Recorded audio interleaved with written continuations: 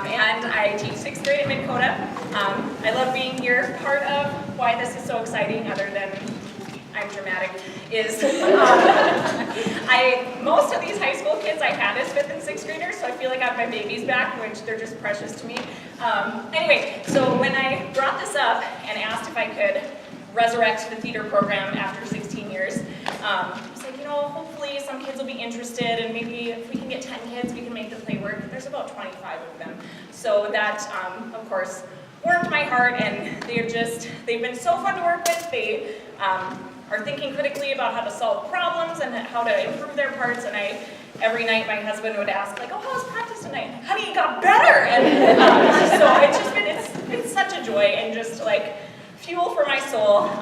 And I do want to, hopefully you're not embarrassed, but give a little shout out to my love, Jason, because most husbands maybe aren't so understanding to let you start your family and then do the theater program in the same year. So he knows that I love teaching and love theater and love being a mama, so he's just been insanely supportive, and just thank you for that, otherwise we wouldn't be doing this. So thanks so much for coming, and I will warn you, you'll see why. We are not going to use mics. First of all, because if my baby can project his voice and we can hear him across the room, I told them we can do it too. And second of all, you'll see it wouldn't work unless we had like headsets or floating mics. To have stands up or to have them pass a mic around, it would just really take away from the play. So you can laugh, but other than that, try to be as quiet as you can so you don't miss anything awesome. So enjoy.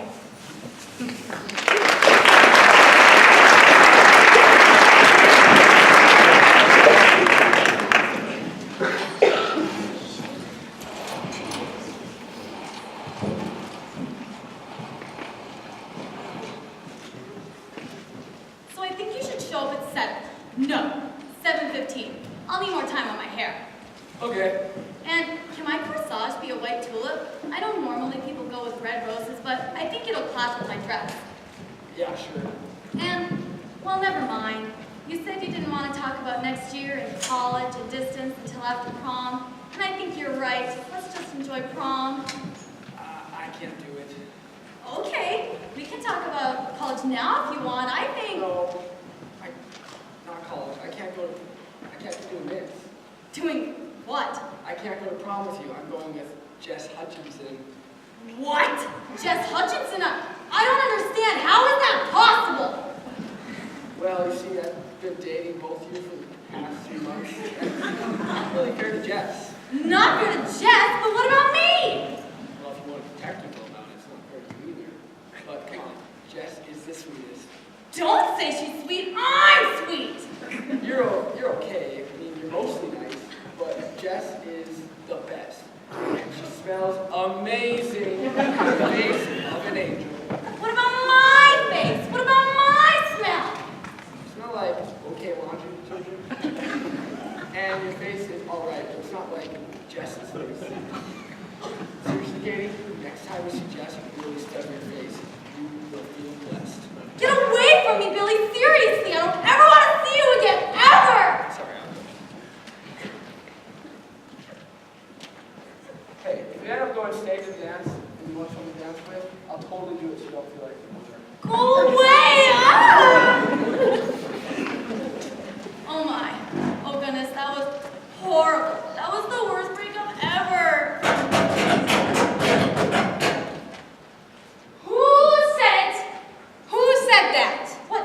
How? Who just said they had the worst breakup ever? I did. Eve Tonsil. Yes, like the thing in the back of your throat. Moving on. I work for a non-profit organization called Relationships for a Better Tomorrow. We specialize in helping young people, like yourself, maximize your potential by showing you just how trivial and undramatic your relationships and subsequent breakups really are. Hey, it wasn't meaningless. I loved him. Nonsense. You'd only been dating for 3 months. So what? I can't know I love someone in 3 months? No! That's idiotic. No one can. You know what Julia if they would have lived? I know nothing about you, and you're kind of short. Fact! That can't be a fact. They're not. Moving on! Katie, in the next 25 minutes, I'm going to show you that in the scheme of things, your breakup really wasn't all that bad. Because, Katie, I'm about to show you the 9 worst breakups of all time. Wonder, how did you do that? I don't know. Magic? Yeah, was it really magic? Or are you just making fun of me? No. It was magic. Okay, seriously, was it magic? Because I can't tell by your tone if you're being sarcastic or not. Fine, Katie. No tone. Yes, I use magic. Get over it. But you said you worked for a non-profit. Yes, Katie! A non-profit company that uses magic. Okay? Questions answered? Great. Moving on! Katie, I present to you the 9th worst breakup of all time. 2009, Madison, Wisconsin. Tina Bates and Teddy Wingfield sit at an Italian restaurant. The time is 7:45 on a Wednesday. Oh, I just love this bread. Oh my word, I was just thinking that. Really? I swear. Oh, I love that about us, that we Love the same things.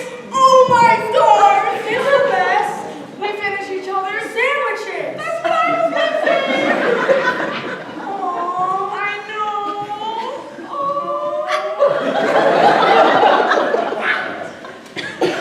We really do. we totally do. So, what's your favorite movie from your childhood? Oh, easy. On the count of 3, ready? 1, 2, 3, the Muppet Movie. From 1979? Of course, it's the best one. Ooh, we are so on the same page. We are on the same page.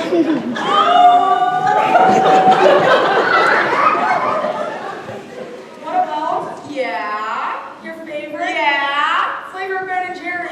Oh, just one? Just one, ready? 1, 2, 3, fish food. With the little fish. And the chocolate swirls. Ooh, I know.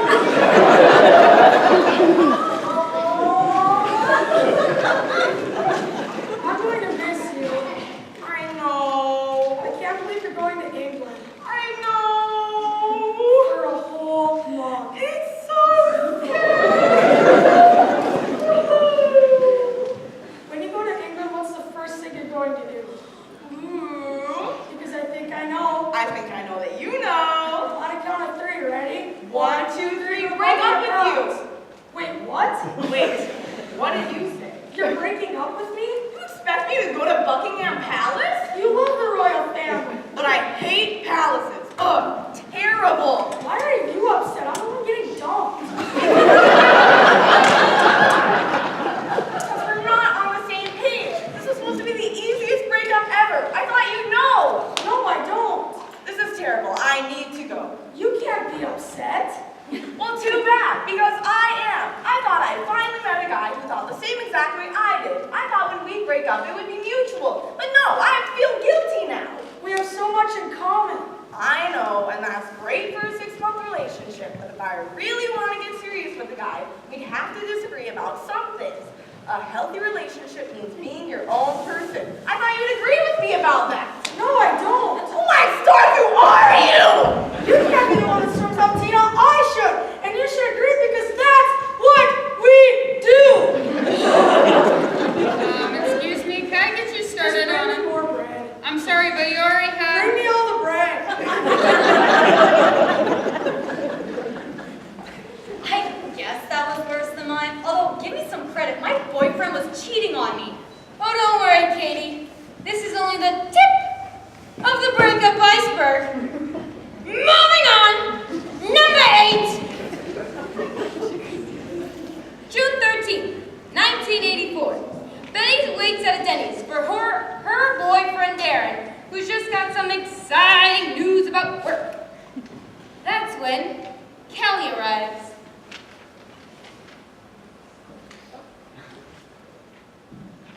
Betty? Yes?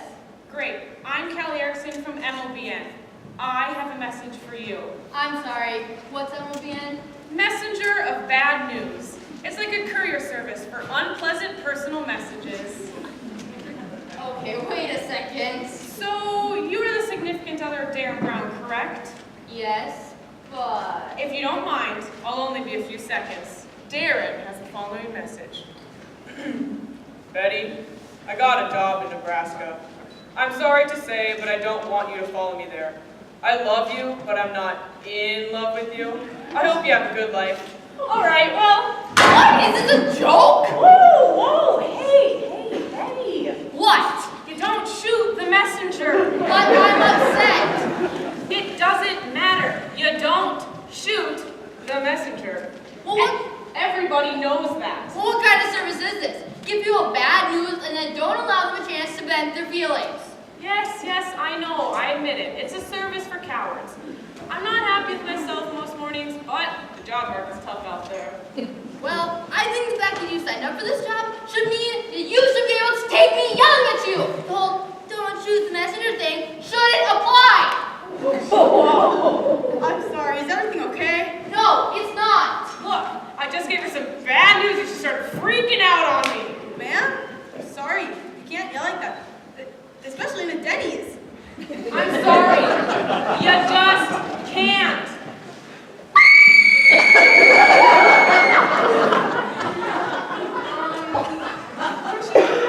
Yeah, it's fine. It happens all the time.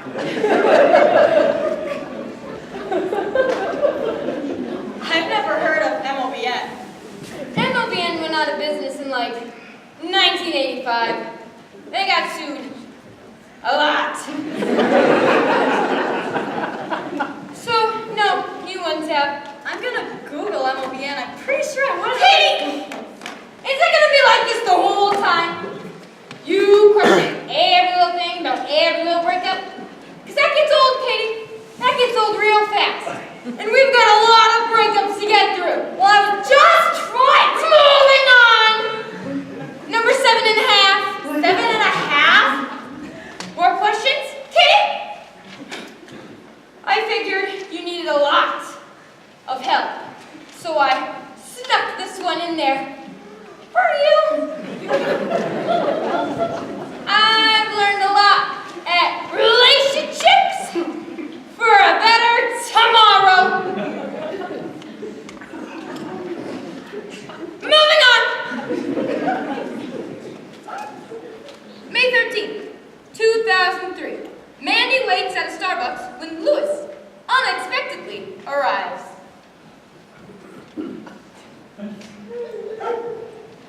Hey Randy, sorry I'm late. I hit some crazy traffic. I don't know if you went to the 105 today, but they're doing some big project. Sorry, Lou. What are you doing here? We have a date tonight. It's been in the books for months. Louis. You're the one that said it's important for us to find more time together. That's not the point. I mean, are you being serious right now? About what? You broke up. What? When? Come on. Don't make this harder than it has to be. Last Friday, I told you I wanted to see other people. No, you didn't. Louis. We never broke up in the first place, so You really don't remember? refresh my memory. Okay, so last Friday I had work, and then I had a Pilates class, and a cooking class, and I had to catch dinner with Jill. So I went to my Pilates class, and had to stay in a little bit later to, get a full workout in. And I sped over to cooking class. Luckily, the instructor was late too. And then Jill texted me and said she had to meet earlier, because she had to catch an 8:10 movie or something. And oh my gosh, you're right, I completely forgot to break up with you.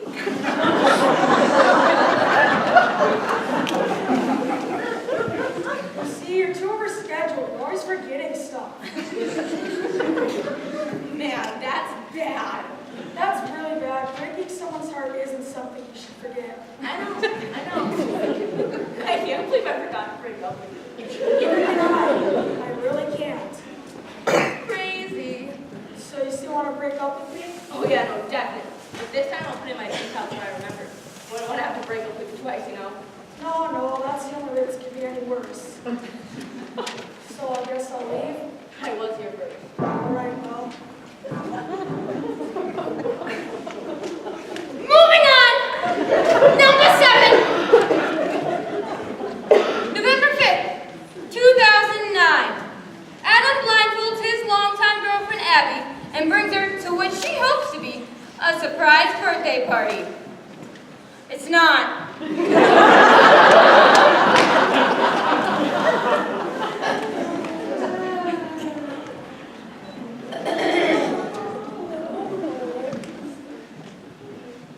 Just a few steps further. Oh my word, Adam. You know I love surprises. Oh, I know it. And you never even tried to throw me a... Surprise! Adam's breaking up with you! Oh my word. Wait, what? I don't want to be your boyfriend anymore. Ow! Why? Why would you do it like this? You say... Love surprises, and you say I never surprised you, and I thought this is what you wanted. And you all went along with this? Well, it seemed like a really good idea at the time, but now that you point that out, it's kind of awkward for us to be here. Why is there a cake? Nobody would come if I didn't have any cake. Friends? I might as well take a piece. Do you want the corner or just a small one? Oh, happy birthday, by the way. So, friends? No!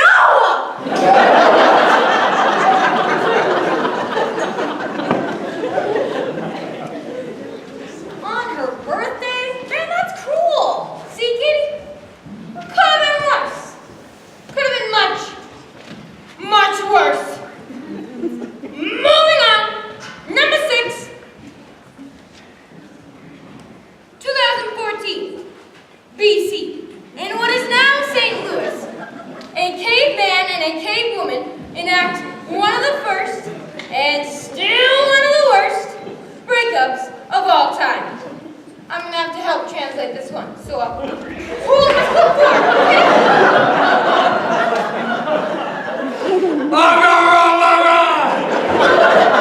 Hi, sweetie. Sorry I'm late. I was busy killing a mammoth and lost track of time. That's fine. I entertain myself by looking directly at the sun. So, what's up? You said you wanted to talk? So here's the thing. Ever since we first met, and you knocked me unconscious with your club,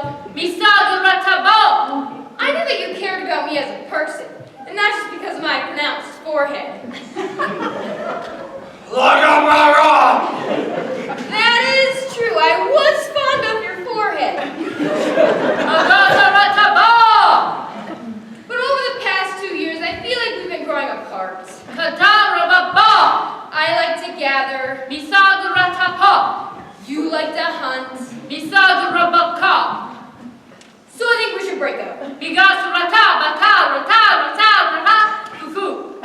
Sorry. I hope we can still be friends. Well, I appreciate your honesty. But I guess there's only one thing left for me to do. See? Great, beautiful. And this went on for like 2 hours before Ugg was eventually eaten by a saber-toothed tiger. Oh my word, poor Ugg! Oh my word, poor Ugg. Whatever. You didn't know him. So, what? Why can't I be sympathetic? What is wrong with you? Moving on. Number 6. February 15th, 2002. Tony visits his girlfriend Shelley to celebrate their 6th-month anniversary. Or so she thinks. So, I got you some. Oh, so cute. I'm glad you like it. What is it? Is it one of those things where I press its hand, it says something? Yes, but I don't want you to press it till after I'm gone. Why? Because it's one of those devices where you record a personal message, and I don't want you to open it until after I'm gone. That's silly. I want to hear it now. Please don't. Hi, Shelly. I want to be your friend. Aww. You're going to need one because Tony no longer wants to be in a relationship. Sorry, Shelly, but you'll always have me. See? You never listen, and this is a big reason why I wanted to break up with you.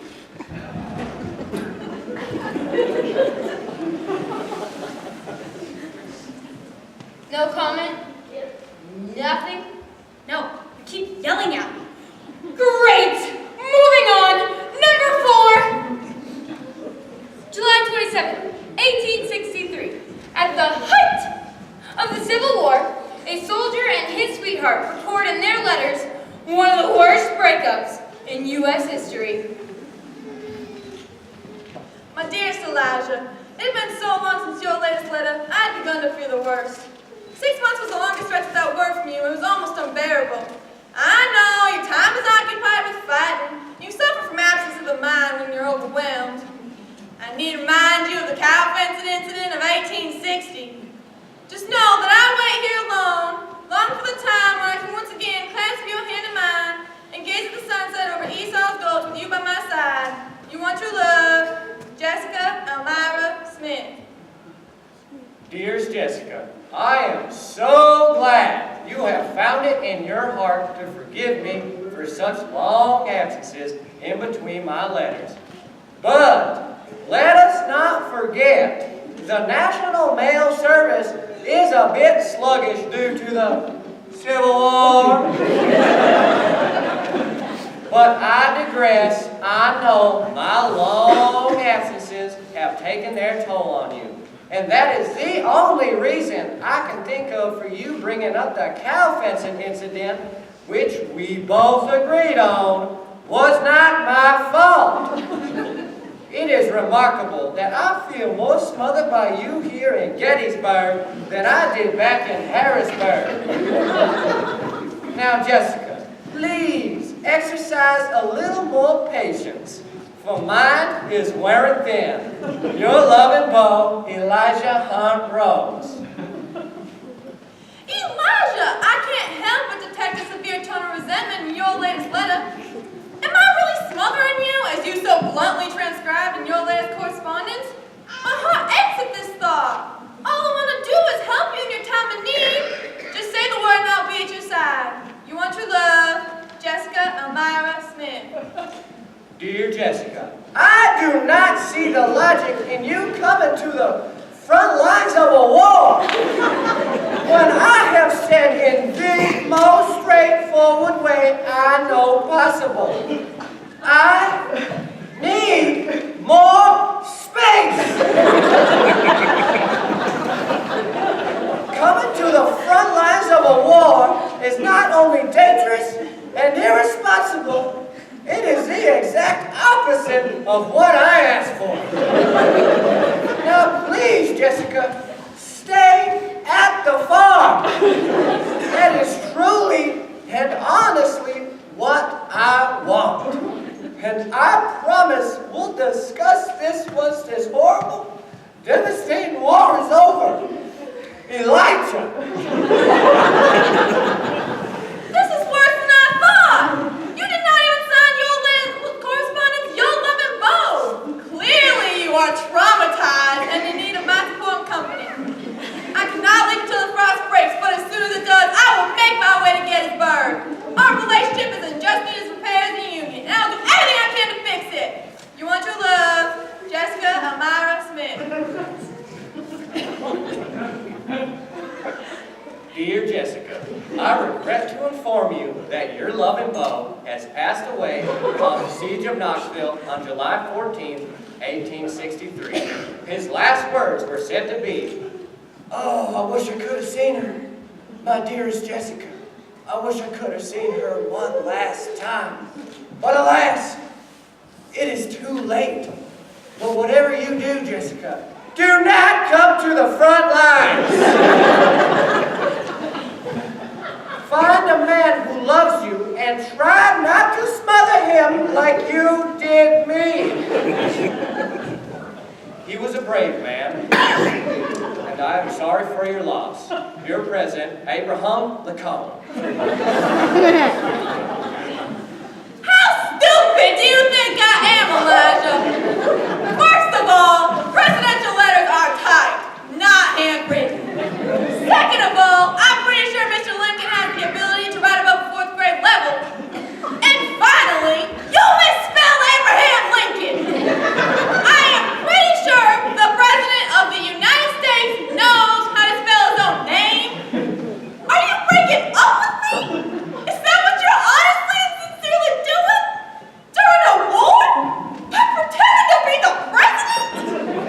This is a new and unforgettable low, Elijah. Jessica Elmira Smith. Why, Jessica, I don't know what you're talking about. I always handwrite my letters to fallen soldiers. And, as a matter of fact, my last name... I told that last one of you imbecile I am done. I am moving back home to New Jersey. My mother was right about you. Once a rose, always a rose. I wasted my youth on you. Jessica Elmira Smith. Dear Jessica, well, at least you're giving me some space. For a while there, I didn't think you knew how to read. P.S. You do not need to tell me there's a war going on. I find it every stinking day. You're no longer Bo, thank goodness. Elijah on Rhodes. Elijah, you are an ignoramus and have the emotional capacity of a teaspoon. Don't rat me anymore. Jessica Elmira Smith. Dear Jessica, I am an ignoramus? Them are some pretty big words coming from the biggest idiot in the world. Idiot. Elijah Hunt Rhodes. I love you with every fiber of my being. You are the lowest form of man. Jessica Elmira Smith.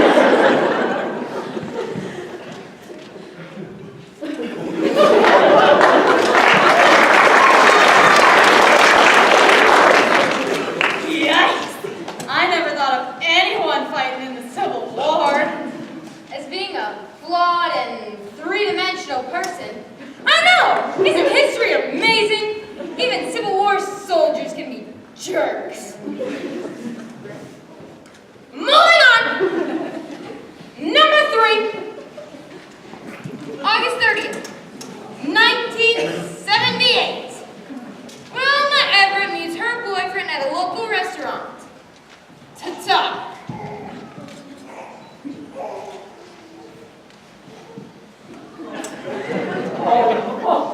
Sorry I'm late. Traffic on 80 was far up, man. Total bummer. Bill. But then I realized I read my schedule wrong. My boss is being a real drag about my time cards. Bill? Which, usually isn't really a problem. But he's been on such a power trip lately about my threads that I just couldn't. Bill, there's something I really need to talk to you about. Yeah, right. What's up? Well, I don't want to make this any harder than it has to be, so I'm just going to come out and say it. Okay. We need to break up. I'm sorry. I just can't do it anymore. Whoa, Wilma! This is a real fake out here. I did not see this coming. I know. I'll just leave. You probably want to go. No, Wilma. No, don't leave.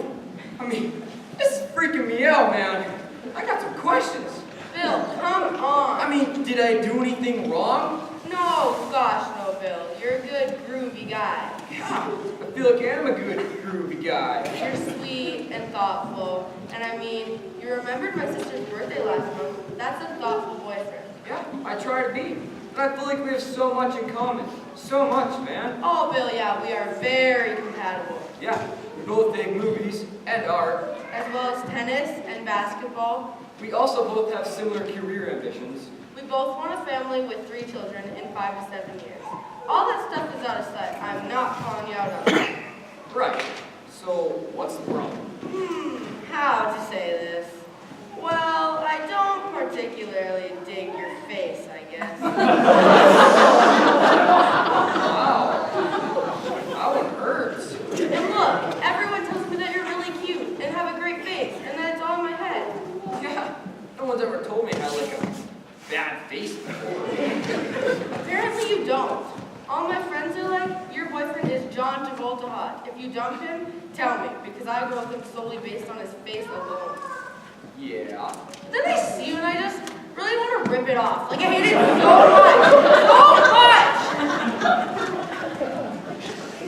Yeah. So you don't just dislike my face. You like. It's just the worst face in the world. Your eyebrows are too far apart. Your earlobes are disgusting. Your forehead's weird. And your eyes are creepy. It's just a bummer, man. I don't get why other people don't see it. It's so obvious. I'm sorry. This has really been bothering me. Yeah. Apparently. Don't you just want to punch yourself every time you look in the mirror? No, not really. Then it's probably just me. Sorry, Bill. Catch you on the flip side.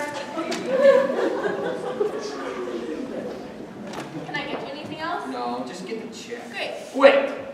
Do you think my eyebrows are too far apart? Yeah, a little. I wouldn't have noticed until you said something, and your earlobes are kind of weird too. That's trippy, man.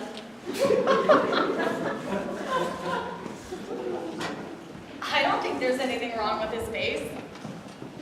There's not. Wilma and this waitress just happen to be superficial sociopaths that never married because they found flaws in every face they looked at. That look on Bill's part that this waitress was the first person he asked after getting dumped. It took him like 10 years of therapy to ask anybody else out after that. Poor Bill. Indeed, poor Bill. Your boyfriend didn't tell you your face was bad, now, did he? No, I guess not. See, Kitty? Could have been worse. Moving on. Numero 2, 2005, Jacksonville, Mississippi, 11:02 p.m. Julie Tunstall and Adam takes out for an extravagant dinner after an expensive dinner.